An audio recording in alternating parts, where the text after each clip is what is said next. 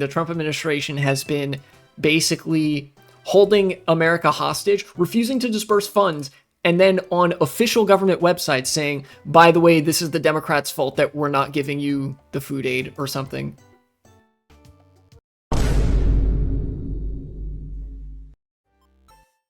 So I don't have any duplicate jobs from the bulletin board. But yeah, sorry, I got a little sidetracked. Food stamps. The government shutdown, despite not being talked about very much in the news media, or at least not in the way that it should be, is persisting. The shutdown started at the beginning of this month. We are almost at a full month since the shutdown started. And on November 1st, federal benefits will properly start to dry up. Let me see if I can't find a good article to run through. Here we go, CBS. I'll try not to crash out too hard, I promise. But first things first, let me go double check what kind of jobs I have in the mailbox. Yeah, so now my job list is full. Let's take a look at this article. Federal food aid will not go out starting November 1st amid government shutdown, Trump administration says. The U.S. Department of Agriculture. Oh, by the way, it is also worth noting that this doesn't need to happen even during a government shutdown. There's actually government shutdowns happened frequently enough in the 2000s and 2010s that the government started planning ahead and created an emergency fund of something like $5 billion. It's not a ton considering it's the American government, but it's something. And they can tap into those funds if the government ever shuts down for purposes of basically emergency disbursement so that like federal programs don't all completely dry up and people don't start starving. But the Trump administration decided not to use it. That fund has been untouched, and the government has expressed no intention to spend any of that money. They actually just want the poor to starve. U.S. Department of Agriculture has posted a notice on its website saying federal food aid will not go out on November 1st, raising the stakes for families nationwide as the government shutdown drags on. Again, remember how I mentioned earlier how the news is covering this? I will bet that, well, here they mention the Republicans, but I'll bet they avoid implicating the Republicans directly in the shutdown. Although, given that it's a text article, maybe they can't get away with that. We'll see. The new notice comes after the Trump administration, yeah, here we go, said it would not tap roughly $5 billion in contingency funds to keep benefits through SNAP, Supplemental Nutrition Assistance Program. This is one of the food programs. Flowing into November. So it's right there. There's a pile of $5 billion right there for the government to start like saying, okay, people need their food, get it out there. And they are saying, we're not going to give people food aid. I think this was asked after the government like also got rid of millions of dollars of food aid. Here, hold on, let me look that up. Trump administration destroys food aid.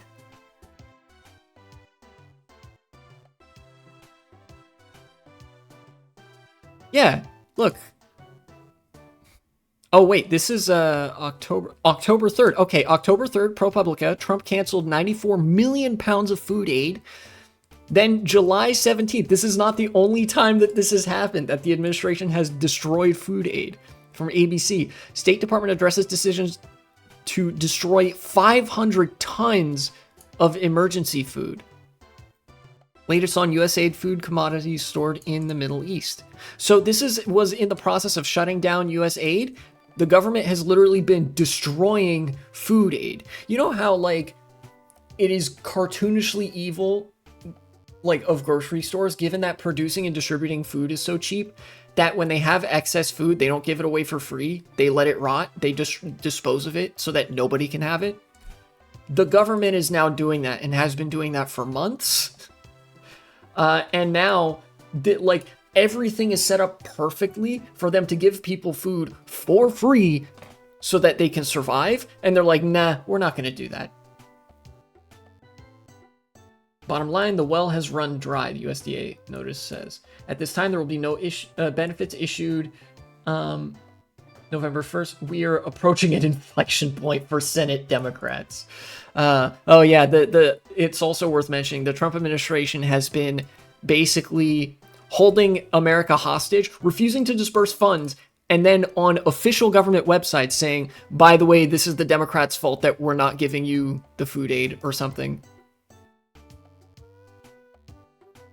Actually unprecedented deterioration of public institutions of government, that on official government websites they can just blame the opposition party for everything and face no pushback, and just use, like, straightforwardly use these official websites that are supposed to be managed by experts and bureaucrats as a tool of propaganda.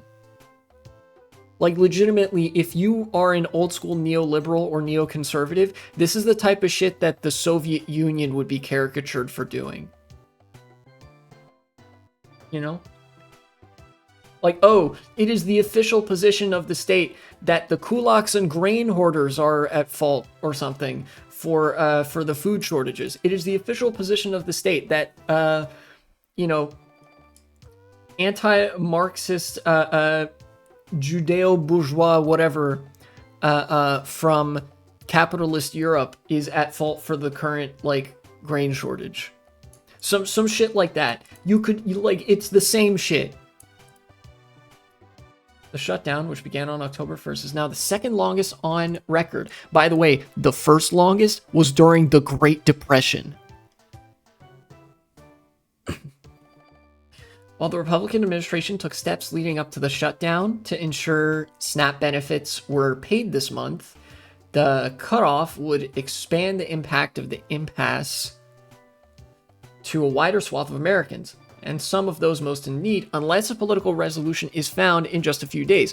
Again, like, giving credit to the Republican administration unprompted while they're doing this shit. Like, oh, credit to the Republican government. Meanwhile, like, they control the government. If they want to negotiate, they can negotiate and, like, not shut down the government.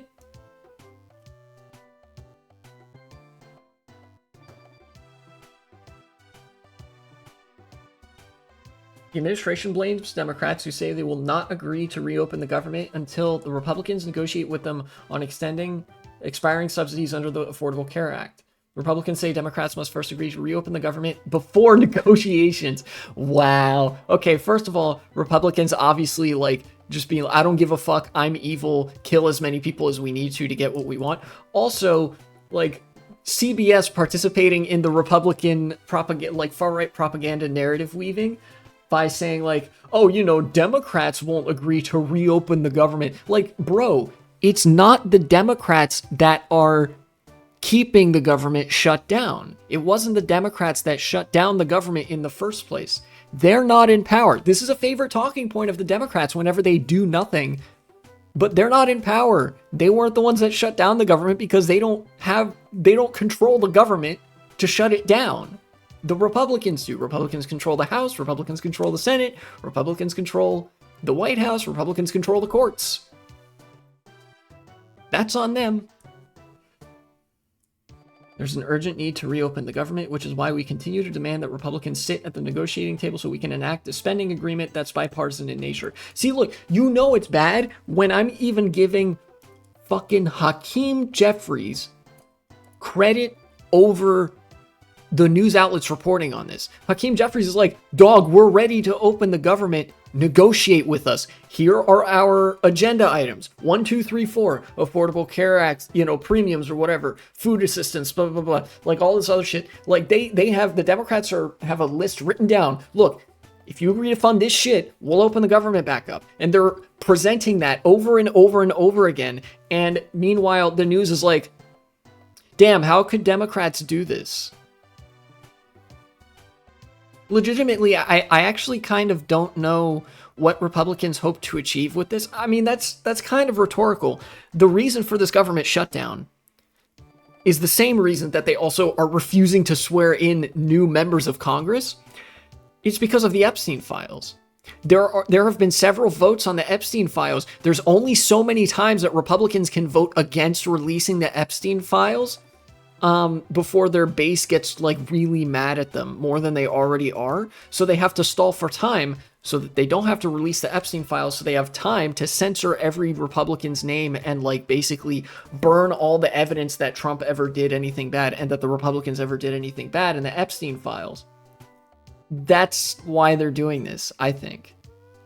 I think that squares really well with the understanding that like politicians at the federal level usually don't believe in anything, you know? Democratic lawmakers have written to Agriculture Secretary Brooke Rollins requesting that she use contingency funds to cover the bulk of next month's benefits. Democrats are even saying, dog, use the $5 billion. USDA memo that surfaced Friday says contingency funds are not legally available to cover regular benefits. And watch CBS just take them at their word. Watch CBS just be like, I choose to believe them. I'm not going to challenge this because this is a load of shit. They are contingency funds, not emergency funds. If it was disaster relief or emergency relief, it would be marked as disaster or emergency relief. America's bureaucratic like that. These are just contingency funds. Also, fuck you. How is the government shutting down not an emergency where people are under imminent threat of starvation? Like, oh, the fact that like we imagined a black person committing crime in Chicago or Portland is an emergency, but millions of people under threat of starvation and the depletion of federal services that keep people alive is not an emergency. Because that doesn't involve a black person that I imagined in my head committing a crime in Chicago. It's funny as a possibility this might collapse in under a year. I would be so overjoyed if the Republicans were just so belligerent and escalatory and irrational that they actually managed to collapse the government in under a year. I mean, technically, you could view this as a government collapse, right? The United States doesn't have a traditional like coalition government system. The Democrats and the Republicans are like the coalitions. They're kind of preset. It's a two-party system. So where you would have a government collapse in a coalition government, in America, you have a government shutdown. Like, I think that's kind of the closest possible analog. There are similar, it's not exactly the same, but it's a similar like smorgasbord of hallmarks of like pronounced dysfunction in a liberal democracy, right?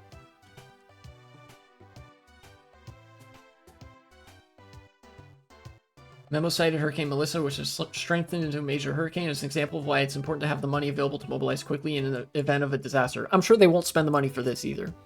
But also disaster money and contingency money is for things that are happening right now, and you fund the contingency funds and the emergency funds for stuff that will happen in the future.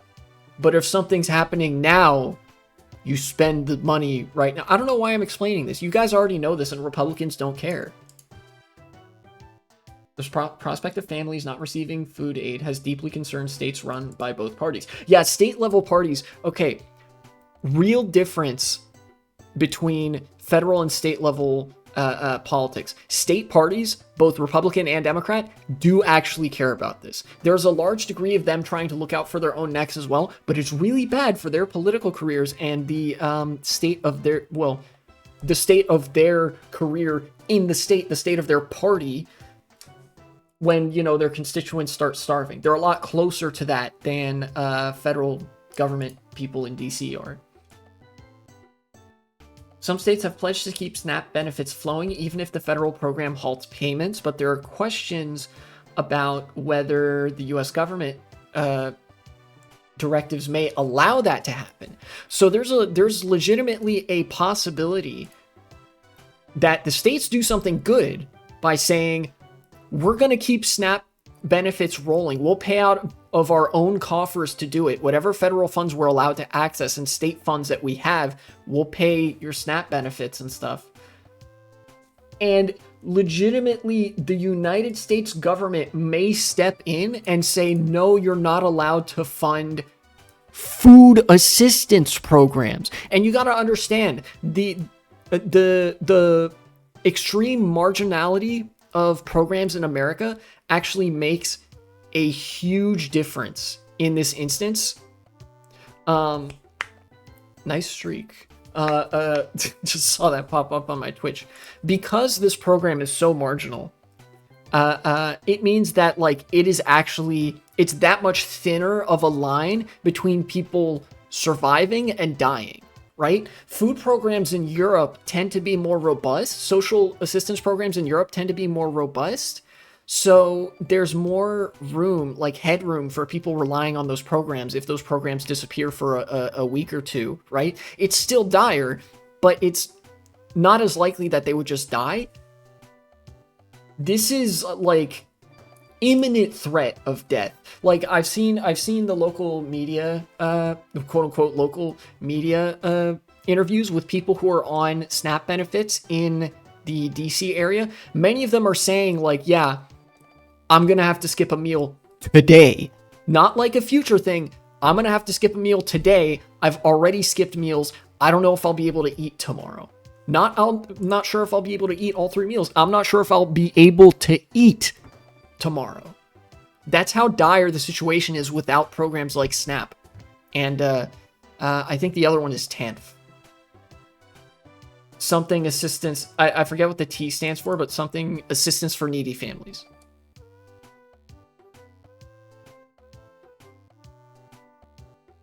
It feels like they're trying to speedrun mobilizing the working class by being the villain. Yeah, what was that? What's that?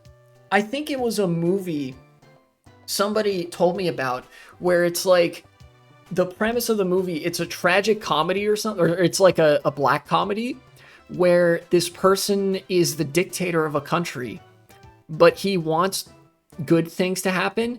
And so what he does is basically try to be an accelerationist. He does further and further crackdowns to be like, okay, here are all the conditions I would need to hit to spark a popular uprising to overthrow me and institute a real democracy, right? Basically, he's trying to treat politics like oobleck, a non-Newtonian liquid, where the harder you hit it, the harder it hits back.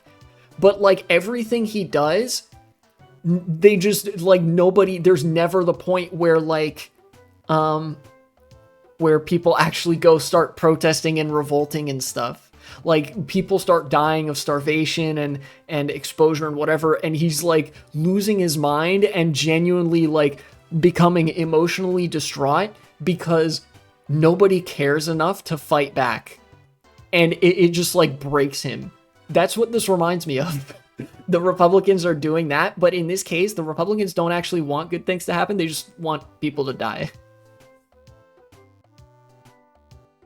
Literally, it's like the premise of the movie was, I want good things to happen for this country, but there's so much corruption that what the best course of action for me to do is to be as horrible of a dictator as I can imagine to make people want to revolt against me. But no matter what he tries, nobody revolts.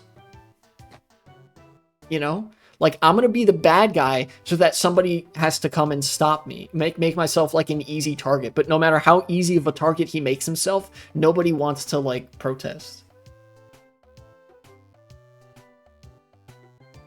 Evil people wish that was the case. I don't think that's true. I don't think that's actually true. I don't think that the Republican Party wants pushback. I think a lot of times, like, that sort of 4D chess, oh, I could be the bad guy so that they'll revolt against me and they'll want good things to happen. That never crosses people's mind usually in politics. Oh, evil people wish that they don't care. Okay, yeah. Yeah, that's what the Republicans are gunning for, I think. They're trying to take advantage of the apathy. I mean, they've done a good job of taking advantage of apathy and alienation and disillusionment up to this point, right? That's the fascist bread and butter. Other states are telling SNAP... Yeah, wait, okay, look. already the government is starting to say, like, yeah, you can't actually do this. The USDA is saying that states would not be reimbursed for temporarily picking up the cost. So, like, they're saying, yeah, you can do this, but we're not going to pay those benefits to you once the tap comes back on. Which is, again, like, this is evil. This is one of those instances where the law doesn't necessarily say one way or the other, or there's equal justification in both directions to say, like, yeah, we'll reimburse you if you pick up the slack here. When we get funding passed, we'll work in a provision there to be like, oh, by the way, we'll ex post facto give this money to the states because they were funding these federal programs that went kaput for a while. Like, again, this is all active decision making to make more people starve. Other states are telling SNAP recipients to be ready for the benefits to stop. Yeah, I heard this in the interviews. Virginia is one of these states too. Arkansas and Oklahoma, for example, are advising recipients to identify food pantries and other groups that help with food. Oh, by the way, the food pantries are running out of food. A lot of times, you know, SNAP and TANF. If you've read Nickel and Dimed, great book, by the way, for like introductory sociology purposes. If you've read those books, you know that SNAP and TANF are applicable to certain items at the grocery store. You have like a card, or there's some method by which you can actually get those benefits applied at a regular ass grocery store so that your food is much, much cheaper, or potentially even free in some cases, right? But another place where food goes to is the food bank. If you go to the food bank, you get food for free, right? Like if you need the food, you show up there, you need a hot meal or something like that. They distribute food for free. Food banks are running out of food. If I go back to that ProPublica article, here, Trump canceled 94 million pounds of food aid. Here's what never arrived. Let's, oops, I didn't mean to close that. I meant to do this. Look, couples struggle to pay groceries. Okay, yeah. They turn to a local food bank to supplement their diets. Although they've been grateful to food, lately they've noticed changes in what they receive. For months in the spring and summer, their pickups did not include any meat. Food banks and food pantries around the country get shipments from the government of food aid. The government subsidizes, this is part of the way that the government subsidizes the food industry, the agriculture industry. They buy food, they ship it to grocery stores and food banks. A lot of this food goes from the farm to the government to the food bank to a poor family, right? Like that's the cycle. And the government has been canceling these food shipments to food banks. Over 4,000 deliveries. That's May 14th that these deliveries have been canceled. It's really bad. Not convenient for the rich is a convoluted thing. It's actually really not convenient for the rich either. A stable and an extremely unstable society like is not good for the wealthy either. God, this is why like this is why, you know, socialism is necessary. Any rational assessment of the economy, even from the perspective of the wealthy, the perspective of rational organization of an economy, right? The only rational economic systems that exist presently that you could make an argument for, and that would be a good argument, a rational argument. The furthest right that society can rationally be organized in a manner to fit everybody's needs is social democracy. And the furthest left that you could rationally organize an economy to meet everybody's needs is socialism. If you are a rational rich person, you want a lot of your money flowing into federal programs and like state subsidized programs to support the poor, because that stabilizes society. It lets you have your hoard, you know, your dragon's hoard. Maybe it's a little bit of smaller dragon's hoard, but there's more of society for you to enjoy, right? This is just like purely politically self-destructive behavior. Like fascism and neoconservatism are ideologies of political suicide, of like mass national suicide, right? Because they're sabotaging the economic base. And when I say the economic base, I mean like the labor power that does anything, right? people that go to work, like the vast majority of people are in some sort of comparable or analogous situation to people who need food stamps. Everybody's not that poor, but 99% of people are way closer to this than being an oligarch, right? Like, which way? You have socialism and social democracy, or the fucking death of an entire nation.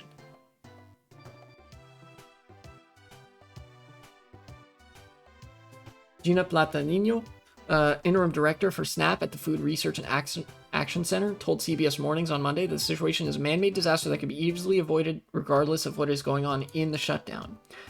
These are individuals who are living paycheck to paycheck. Veterans, older adults, people with disabilities. We're counting on this fund. Senator Chris Murphy, Democrat from Connecticut, accused Republicans and Trump of not agreeing to negotiate. Damn, if only they had mentioned this more and, like, not constantly, like, fucking done gymnastics on behalf of the Republicans. The reality is, if they sat down to try to negotiate, we would probably come up with something pretty quickly, Murphy said Sunday on CNN's State of the Union. We could open up the government on Tuesday or Wednesday and there wouldn't be any crisis in the food stamp program.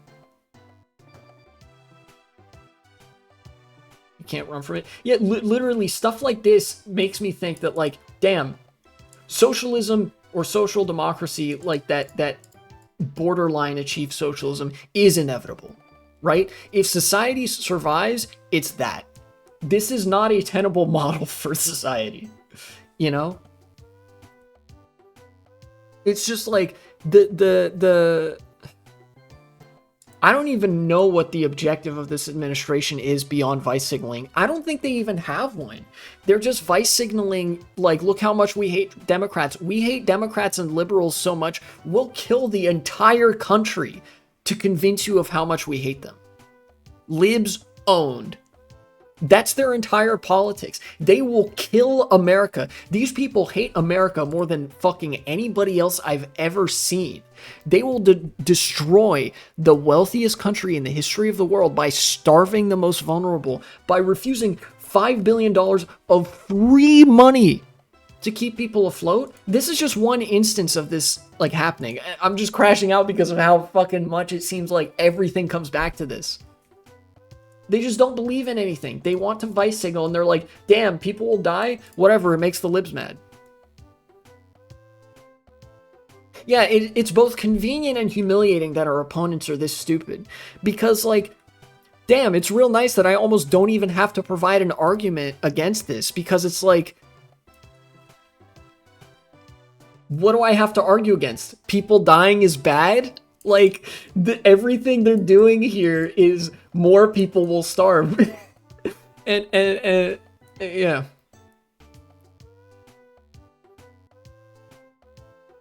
I don't fucking know, dude. How do I even want to end that? Yeah, it's like Thanos, but instead of him killing half the universe, it's like, what if everybody had enough resources to not only survive, but live a pretty comfortable life? Smiley face. I am inevitable. Snaps fingers. Now everybody's life is, like, way better. Nobody died, nobody was hurt. There's just, like, everybody just started distributing stuff more efficiently, not wasting stuff because of, like, market expenses or price fluctuations or whatever, and like, it's okay to give stuff out for free sometimes. So Thanos, but good. Yeah, fucking regular Thanos be like, I'm going to kill half the universe. Evil Thanos be like, guys, what if we did socialism and gave out stuff for free because there's actually so much in the universe that there's no reason that, like, people should be able to hoard this much wealth and control the whole government and just kill everybody. Damn.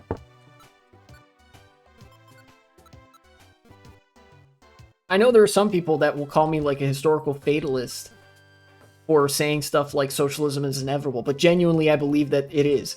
I feel like if you are a liberal or a socialist and you recognize that social democracy and socialism are rational assessments of economics, that, like, okay, you have to have a social state of some stripe. You have to have support programs that are capable of supporting people that don't, like, have enough to get by otherwise, you know, make up for gaps in the pay structure, the wage structure, and make sure that there's a equitable distribution of wealth, and that the wealthy are taxed pretty heavily so that everybody gets to enjoy society. You know, whether you're a social democrat like that or a socialist, right? I don't know. I guess, look, I'm rambling now, but what I'm trying to say is there's only two real ways to organize a modern economy, and everything else is mental illness at best, or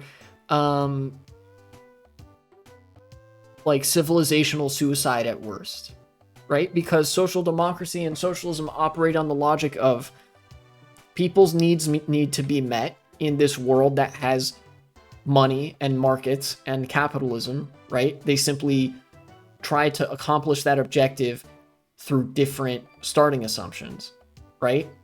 Whereas like the neoconservative, neoliberal, and fascist worldviews are worldviews of decay that don't have a fundamental problem with people just starving to death constantly, you know? Just remember that unequivocally, Republicans and the far right are at fault for this shutdown, and it's actually like kind of crazy how little that gets mentioned in the news, how compromised the news is for not mentioning that. And it's going to get real ugly. It's already getting really ugly with how much food aid the government has destroyed. It's going to get even uglier in November when food stamps, when SNAP and TANF properly dry up and the states are left to fend for themselves and people start dying. Because let me tell you, the red states are going to bear the brunt of it way worse than blue states. Red states, this is just an economic fact of life in America. Red states are almost universally poorer than blue states. Blue states are going to be able to weather this storm for longer than red states are. If you're in Arkansas or Oklahoma or fucking Kansas or the Dakotas or Montana or whatever, or even, you know, states in the deep south, Georgia, Alabama, Mississippi, you're going to start seeing starvation way earlier than, say, Virginia, New York, Pennsylvania, New Jersey, California, Washington, you know? And that's bad. Even though the red states are like full of fascists who want me dead, I don't want them dead. I want them to stop being morons.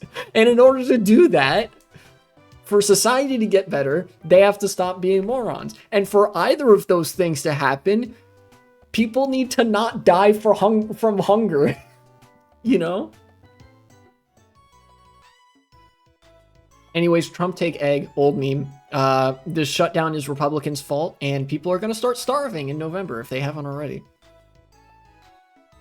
Cut the segment. Thanks for watching, and support the channel if you would be so kind.